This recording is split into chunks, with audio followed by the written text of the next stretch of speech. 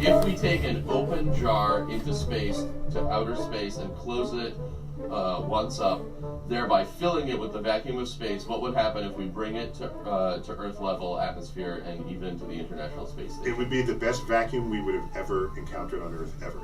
Oh, by the way, you might ask if, quote unquote, nature abhors a vacuum, which of course it doesn't because most of the universe is vacuum. How come all Earth's atmosphere doesn't just rush out into the vacuum of space? It's true. Why doesn't it? Yeah, because Earth has gravity, and the gravity keeps the atmosphere separate from the rest of the vacuum of space. That's all. Okay. All right, here's the question. I just discovered Did I just say that? No, so... Oh, wait. No, a vacuum... I should have answered that completely differently. Yeah. So...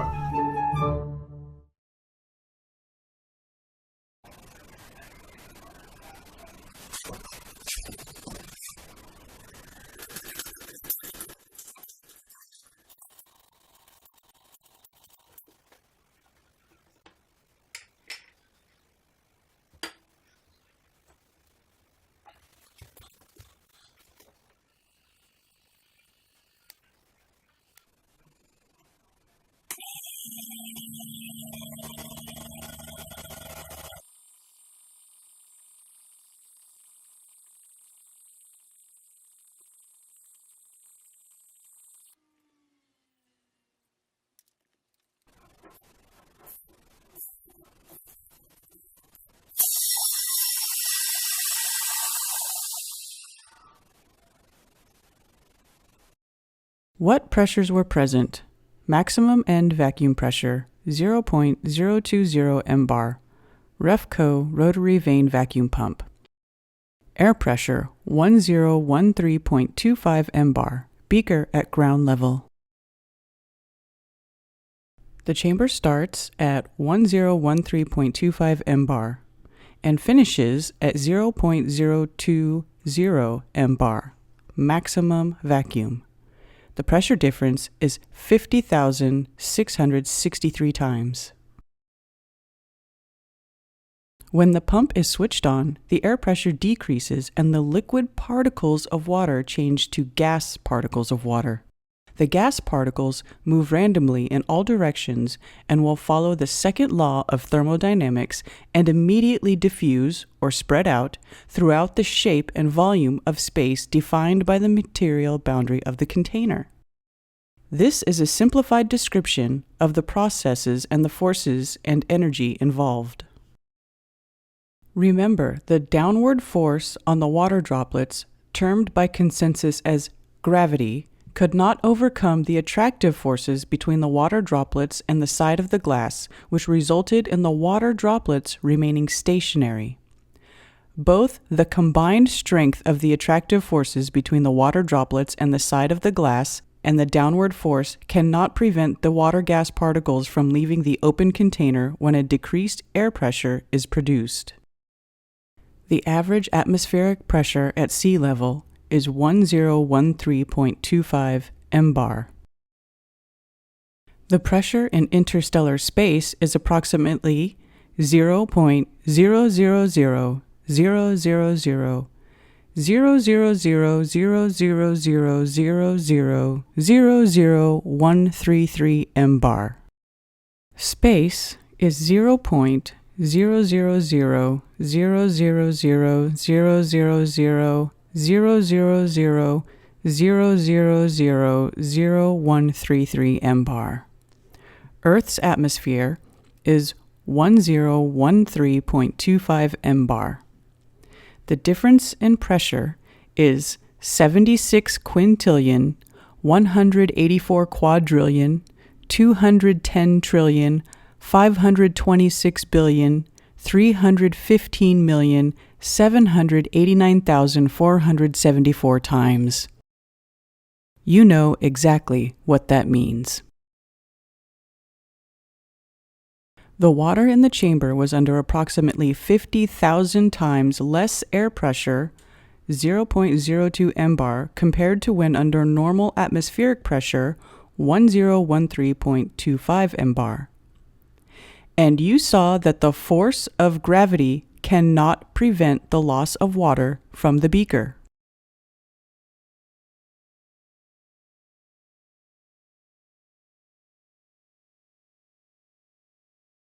Applying the same scientific principle here, no matter how uncomfortable, we know what must happen to the Earth's atmosphere and liquid water.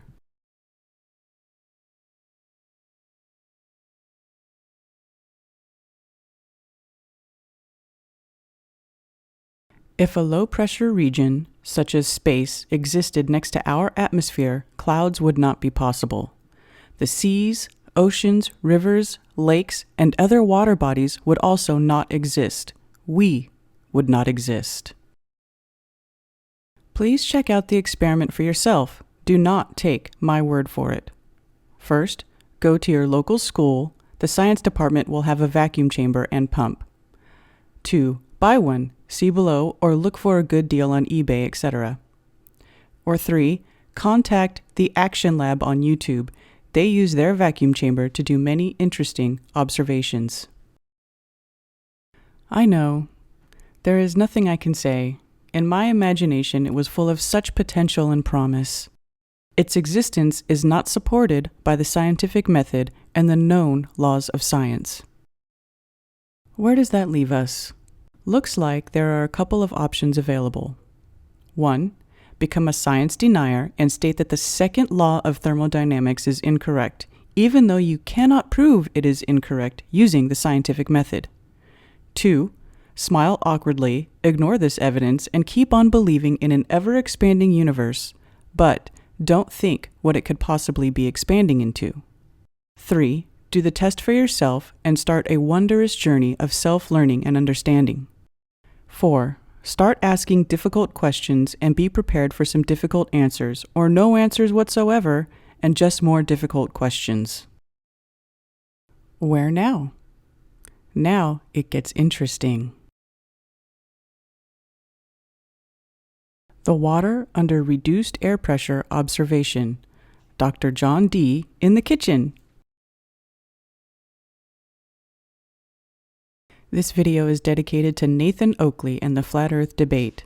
I cringe when trying to remember how many times Nathan has had to repeatedly explain the concept behind this observation. I felt inspired to do a simple video that will hopefully be a visual guide. The video clip you are about to observe demonstrates the effect of reduced air pressure on liquid water. Main observations. 1. The liquid water droplets on the side of the glass beaker gradually became smaller in size over time. 2. After a couple of minutes, the liquid water droplets could no longer be seen on the side of the glass beaker. 3. The glass beaker on the outside of the chamber still had water droplets on it after the observation. This was to show that the evaporation of water due to temperature was not responsible for the observed loss of water from the side of the glass beaker inside the chamber. What happened? The vacuum pump reduced the number of air particles in the chamber, which caused a decrease in the air pressure inside the chamber. A decrease in air pressure meant that less air particles were striking the water droplets per second, decreasing the air pressure on the liquid water droplets. The attractive forces between the liquid water particles of the water droplet and between the liquid water particles and the glass were still present. Due to the reduction in air pressure, the liquid water particles with enough kinetic moving energy overcame the attractive forces and became water gas particles. The water gas particles spread out throughout the chamber, filling the available space. Attractive forces. For a full and accurate description, please look up intermolecular forces. Note: water molecules will be termed as particles. The water droplets on the glass were stationary because the forces on the water droplets were balanced. The downward force, termed by consensus as gravity, was not strong enough to overcome the attractive forces between the water droplet and the glass and the attractive forces between the liquid water particles themselves. Stationary water droplet indicates the forces are balanced, or equal.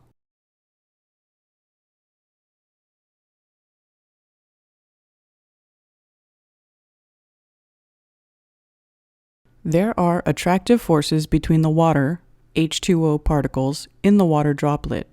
It is these attractive forces between the water particles that results in the formation of a water droplet. The red lines represent the attractive forces between the water particles. To know more about attractive forces between water particles, please search hydrogen bonding.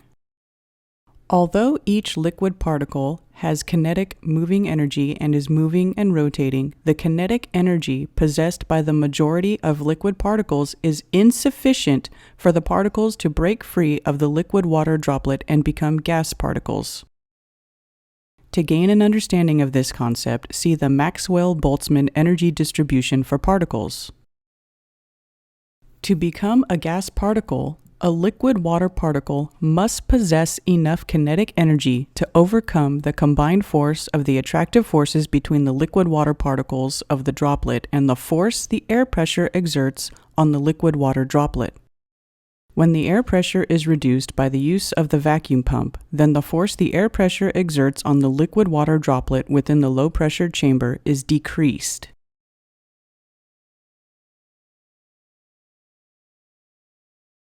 When the air pressure is decreased, the kinetic moving energy of the individual liquid water particles is now enough to overcome the combined attractive forces between the water droplet and the glass, the attractive forces between the liquid water particles themselves, and the now decreased force of the air pressure on the liquid water droplet, resulting in the formation of water-gas particles.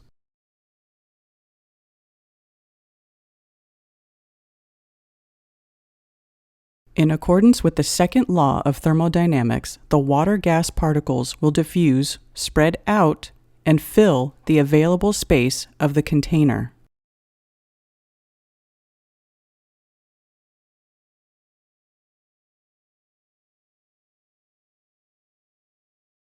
When the vacuum pump has been switched on for a short time, the liquid water droplets can no longer be seen on the side of the glass beaker. The water has changed state and has become a gas and spread out into the available space.